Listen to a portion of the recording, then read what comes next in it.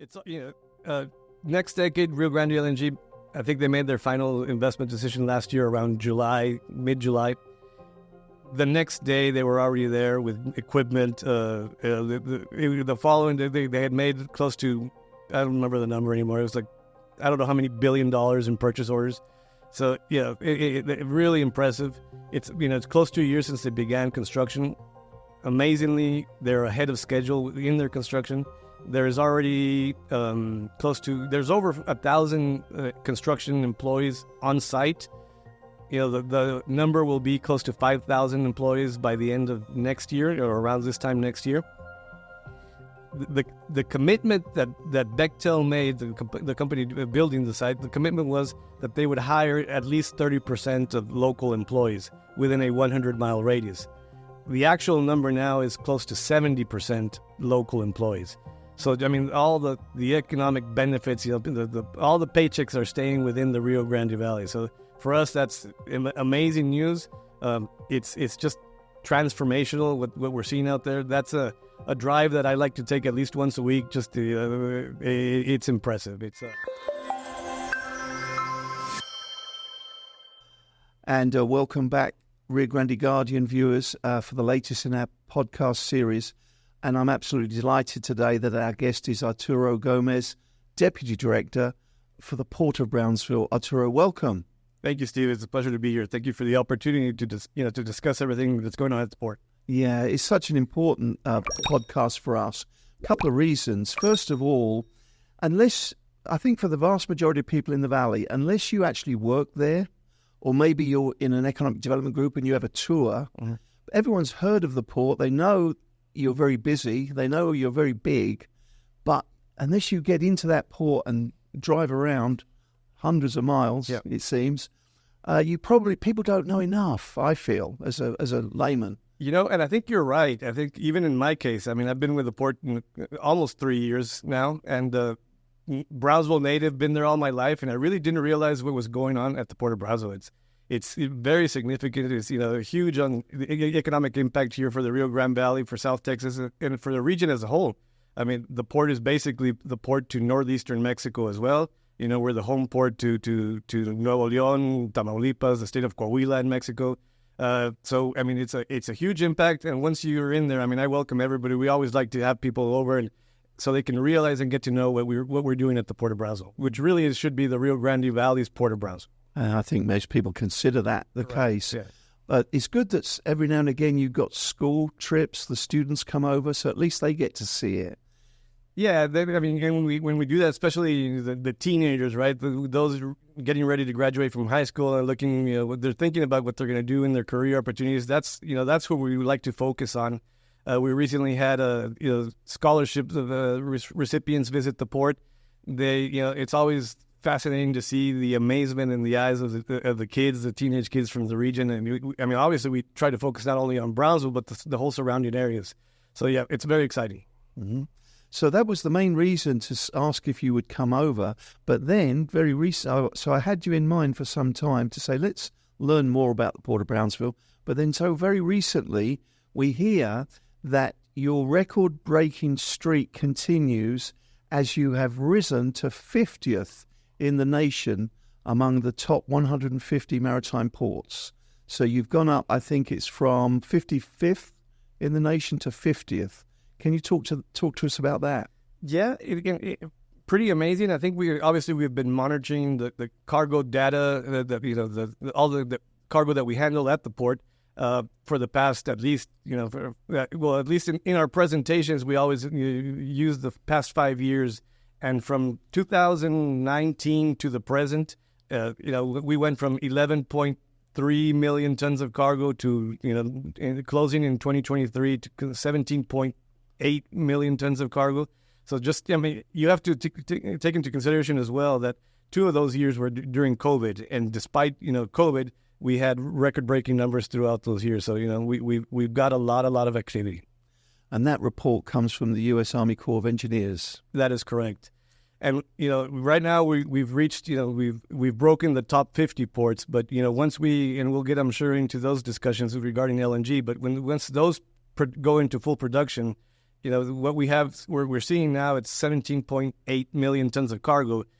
We'll be adding another 30 million tons of cargo. So it'll take us from being the top 50, hopefully, to being in the top 20s. Yeah. And that's not far away now. Yeah, 27, 28. So we're just 2-3 years away from seeing that. Okay. Next topic, your foreign trade zone, which is foreign trade zone number 62. It says that you saw a boost in the value of goods transported in 2022, a record-breaking total of 13.9 billion in exports and imports. That's a notable increase of 9.7 billion recorded in 2021. So speak to us about your foreign trade zone component. Well, the foreign trade zone number 62, in 2023, we ranked number 2 in the nation. We recovered one spot from being number 3 in the nation in terms of exports. This is really important for us and really provides stakeholders and users of our facilities at the port, because it allows them to import and export without having to pay any tariffs or duties on these commodities. So as long as these commodities are in transit, there won't be any customs implications for that. So we found that this is a big attraction, has brought a great deal of investment to the port. Is that one of the reasons why Mexico is so interested in your port, and you have all this trade to and from Monterrey? I'll give you an example. Excuse me. I'll give you an example. We have 5.5 million tons of cargo just in terms of steel slab that come from Brazil to the Port of Brownsville and then are loaded onto rail cars. They come to the port by vessel and loaded onto rail cars for exporting into Mexico. Close to two unit trains a day leave the port, to the Pesquería area to Nuevo León. So this is basically because they are just in transit and they really don't experience any manufacturing or any significant change to the commodity, then that could fall into the foreign trade zone, and the companies in Mexico don't have to deal with the U.S. customs and duties that we have here. So it's a huge attraction. Next topic: how is the Port of Brownsville being impacted by nearshoring? That's a hot topic right now. It's a hot topic. It's obviously the nearshoring, reshoring, friendshoring. A lot of these terms that we learned through COVID, disruptions in trade. But we've seen Mexico benefit quite a bit of these, especially in the state of Nuevo León. They're really running out of space for all these manufacturing facilities that are coming back, or even not even returning, but just looking into opportunities to be within the countries of the USMCA. So, once we saw this, for us, it's really been significant, so much so that we even started our development of our own industrial park, our own business park, because we'll see, I'm sure we'll see the benefits of all this phenomenon that is companies returning to the United States, to Mexico, and to Canada, just to be in closer terms and to make sure that all these trade disruptions don't affect future trade within the United States and USMCA countries. So nearshoring, a very positive thing for the port. For sure, yes. I think we expect to see. I told you about our business park. We expect to see completion of that business park probably within the next few months, and we've already seen companies interested. We've have our first tenant for this business park. It's actually a Turkish company that will build a flour mill at the Port of Brownsville, and it is coming to the United States because to take advantage of these reshoring opportunities. How big is that park, that new park that's coming in? It's 118 acres. It's 18 lots. Like I said, we've already secured the first tenant, and we're working to with other companies. Hopefully, we'll see a few more companies signing deals with us pretty soon. Well, around the valley, we're finding, it's been reported that these business parks are filling up rather quickly, and so they've got to get on to the next one. Do you have plans there? You got the space for another one further down the line? We do have plans for a phase 2. We, like I said, 118 acres, but we have 44 acres in reserve adjacent to these 118 acres. And in fact, we have a potential investor already for that phase 2 expansion. So that facility could also, we could see that going pretty soon. You must be very good, therefore, at getting the word out and marketing yourself in Mexico for this interest, for people, for companies that need industrial space, need to be near the port. You must be marketing it well. Yeah, well, I can't say that we have a permanent presence in Mexico, but we do have a dedicated team just for Mexico. So we travel throughout. We follow up on our existing customers. We follow up. We obviously try to lure new customers to the port. We focus on markets that the existing markets that are very very important for us, like the Monterrey area, the Nuevo León area. We're expanding, trying to get new markets into the San Luis Potosí area, which are very heavily in the automotive industry, and also visiting Mexico City, of course, and even as far as Puebla, just to see what type of new markets we can bring to the port. Next topic, Ternium Pesquería. Sure. Tell us about that. Ternium Pesquería. We have a huge relationship with Ternium. This is a company, I think they're Argentine-based, but I guess their larger components or subsidiaries are in Mexico, in the Monterrey area, which is a community called Pesquería. They have a huge plant, an existing plant, which was going into expansion mode. In fact, we worked with them initially to lure them to invest and expand their project at the Port of Brownsville. Unfortunately, when they ran their numbers, there was like a $1 billion difference to build a facility within Mexico versus the United States. So we were very close to having this investment come to the port, and we were very excited. We worked for over a year trying to get these. In fact, we were so close that some of these people that were coming, they were already looking for homes in Brownsville. They were looking for homes in the community. But I think they were lured back into Mexico, and they made that close to $2 billion investment there in Pesquería. However, they still needed a maritime component, a maritime terminal for that. And that's where we come in, right? It's very interesting how it works, because their production plant really depends on the port. So most of their material comes in from Brazil, like I said, in steel slab form. But now, because they're building a mirror plant in Mexico next to their existing facility, they need more material. So they're going to begin importing through the Port of Brownsville iron ore and scrap metal to a new facility which they're building, which is 167 acres approximately. They'll have rail expansion, new berths, 2 docks, one for scrap metal, one for iron ore, state-of-the-art facility with I think that it will bring another 3 million tons of cargo to the port. So, Ternium de Mexico, the Pesquería project we work very closely with our partners in Mexico, and and these guys are moving forward. They're going very, they have a timeline that is very, aggressive. They're looking to begin operations also in 2027. So, lots of activity on that end. Yeah. Next company, Forza Steel. Another Mexico investment, building. When you drive from the Port of Brownsville towards Port Isabel, you'll see on the north side of Highway 48 a huge facility, 650,000 square feet. These are pipe fabricators. The number we have is $60 million, but I think that's just basically for the building itself, because if we include all the specialized equipment that they're importing from Germany, and there's a lot of other components, I think that investment value is significantly higher. They will be creating 120 new jobs, full-time employment, and this is a very good example of nearshoring. Actually, although it was a Mexico company, they really were interested in really attacking the U.S. market with a facility within the United States. So, very excited about them. They expect to be operational by the end of this year. I'm just running through all these names and all these companies. Have you got enough staff to keep all juggling the balls in there?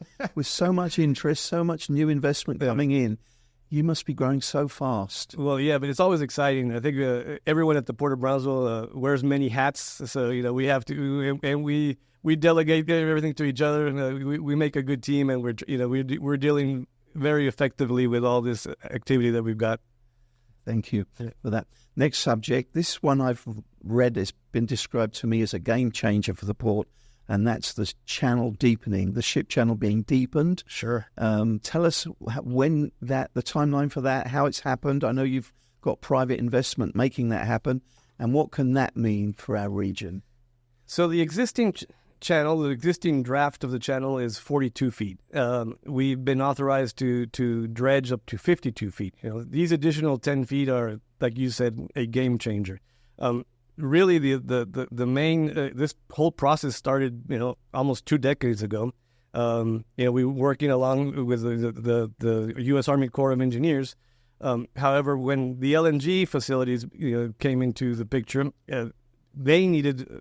They have a configuration of vessels that required the additional draft. So, as part of their investment, the whole project, the Brownsville Ship Channel is 17 miles. So the project is divided in 2 phases. The phase 1, which will be a private sector investment, which is through the Rio Grande LNG Next Decade project. I think it's in the range of the $400 million mark. That's underway. It should be done in the next 3 years, but parallel to phase 1, phase 2. I mean, it's not one before the other. These are where they're working side by side, and this is a U.S. Army Corps of Engineers Port of Brownsville investment. That is underway as well. Both projects began around December. And we're thinking that by January 2027, around that the channel will reach its 52-foot depth. Okay.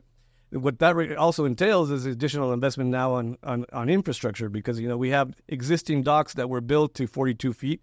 So now we have to retrofit our docks to go to the new depths of the 52 feet. So that's a huge all projects are important, but this is I think one of the most significant projects that we have currently at the port. And so, for you to be saying here today that you got the private part of that stretch underway, but the public part of it, with the funding from the government and the U.S. Army Corps of Engineers doing it, that tells us that federal money's in place, and they're not going to take it back, or you don't have to keep going to Washington for incrementally for more of it. Everything's set there. That is correct. And I think the exciting or the interesting part of this as well is that this is the first time there is a public-private partnership to do such thing. This is the first time the U.S. Army Corps of Engineers and the private sector have worked together on something like this nature. So basically, I guess Brownsville was the learning curve for future projects around the country. We could see this, and I'm sure the private sector, obviously we know that private sector works faster than the public sector does. So this might be a good way to improve not only the Port of Brownsville, but ports throughout the nation. Yeah. Well, and so that leads us on, I think, quite neatly to LNG. We've mentioned it a few times. Uh-huh. You've got one company, like you say, Next Decade. They're already started to work. An final investment decision soon from the other one, Texas LNG. What's that got to all mean for the port? It's Next Decade, Rio Grande LNG, I think they made their final investment decision last year around mid-July. The next day, they were already there with equipment. The following day, they had made close to, I don't remember the number anymore. It was like, I don't know how many $1 billion in purchase orders. So, it really impressive. It's close to a year since they began construction. Amazingly, they're ahead of schedule in their construction. There's already there's over 1,000 construction employees on site. The number will be close to 5,000 employees by the end of next year, or around this time next year. The commitment that Bechtel made, the company building the site, the commitment was that they would hire at least 30% of local employees within a 100-mile radius. The actual number now is close to 70% local employees. So, all the economic benefits, all the paychecks are staying within the Rio Grande Valley. So for us, that's amazing news.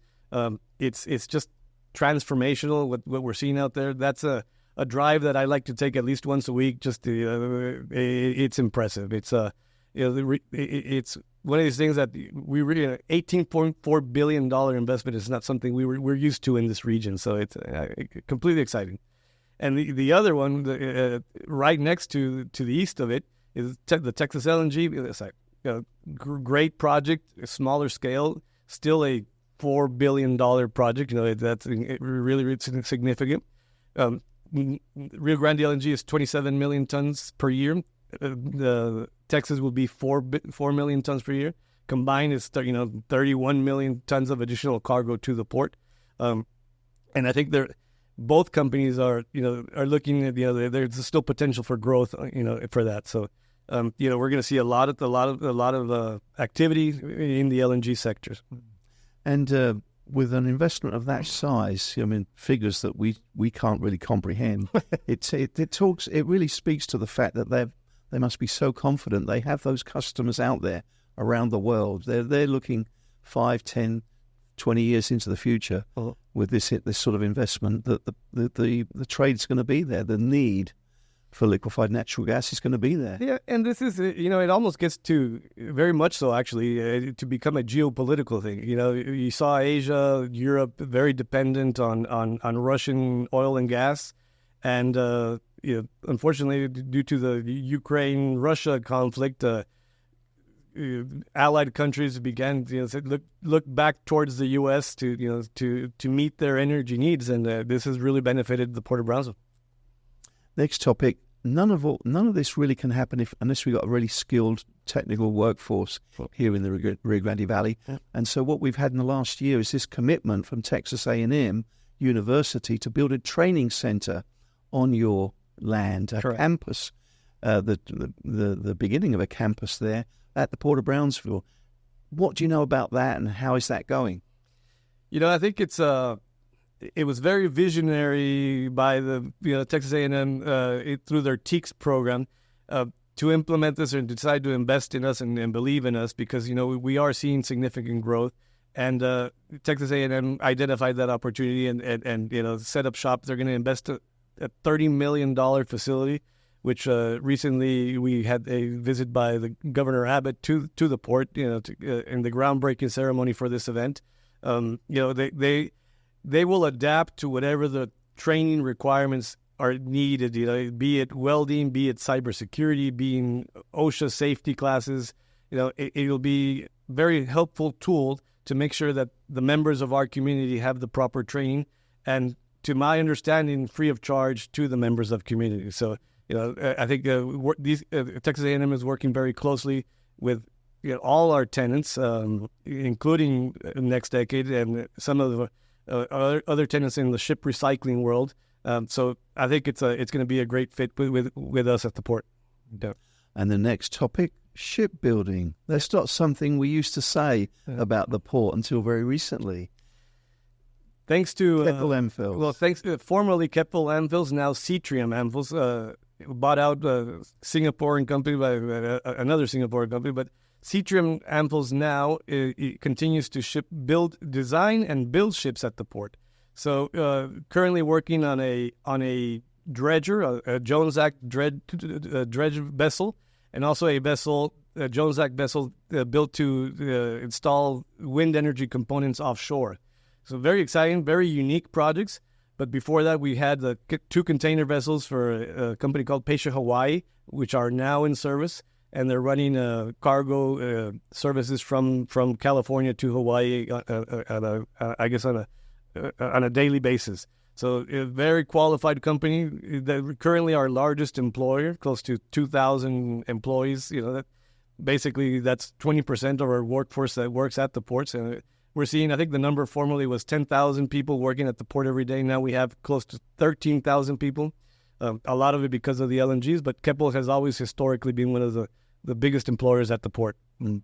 And as I understand it, they were always in the ship breaking industry, and then something changed in the marketplace. The bottom fell out of that market, and so they quickly adapted and said, we can build ships and sort of tear them down. Ship breaking and ship repairs were their forte. And I guess they saw an opportunity to pivot. They redesigned their whole team, and they were very successful at it. Didn't skip a beat. Didn't skip a beat is right. Yes, you're right. Fantastic. Okay. So we're going to talk now about the projects in the pipeline, and a company I'm not aware of, but Element Fuels Holdings, a hydrogen-powered clean fuels refinery. Perhaps can you enlighten us on that? That's something coming soon. Well, I think they made their public announcement just yesterday. So this is hot off the press. It is hot off the press, and we've been working obviously with them for several years now. But it's a very interesting concept of, they're seeing an opportunity as a way to transition from conventional fuels and take us towards the greener renewable fuels. So their whole process is basically a refining plant to produce conventional fuels, but to produce them in a green way. And what does that mean? Whatever the combustion needed in the refining process, instead of being heavily carbon emission, they'll do it using hydrogen fuel, and basically reducing carbon emissions to zero. And one of the fascinating things about this project is that they'll do a very clean version of a refining process, but also they will have a surplus of energy production.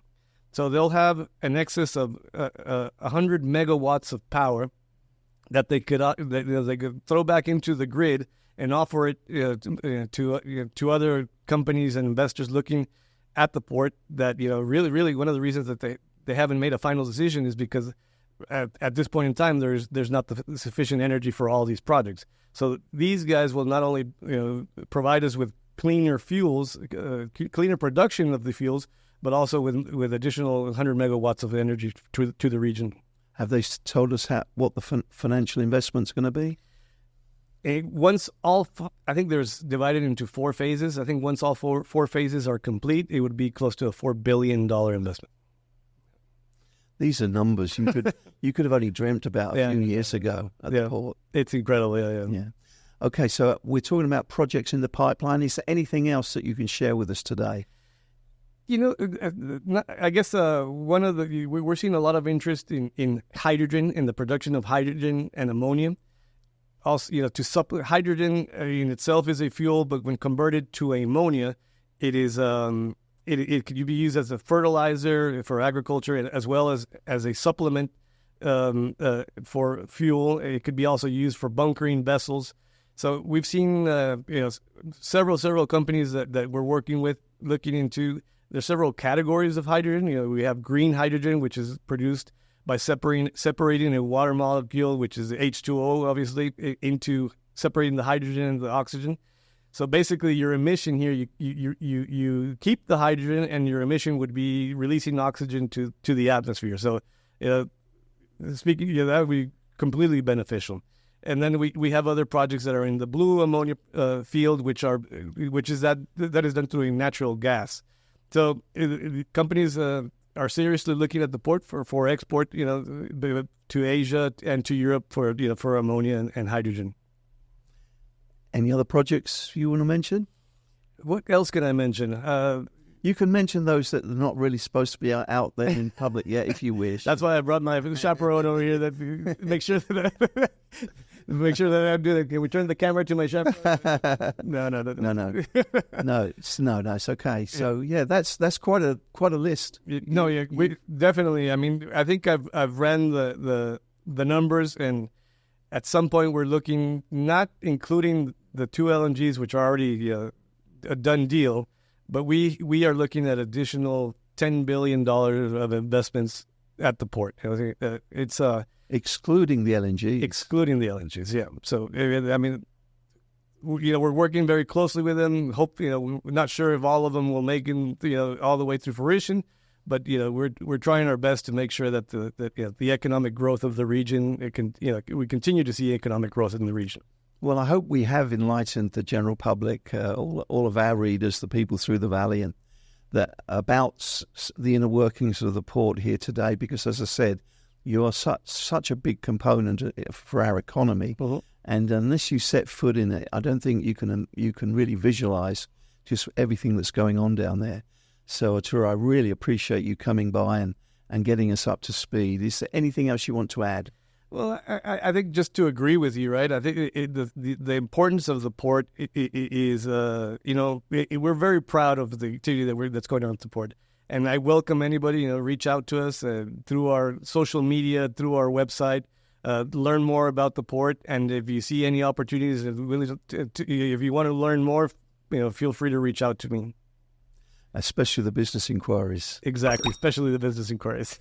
Arturo Gomez, Deputy Port Director of the Port of Brownsville, thank you so much for today's interview. It's a pleasure to be here. Thank you so much.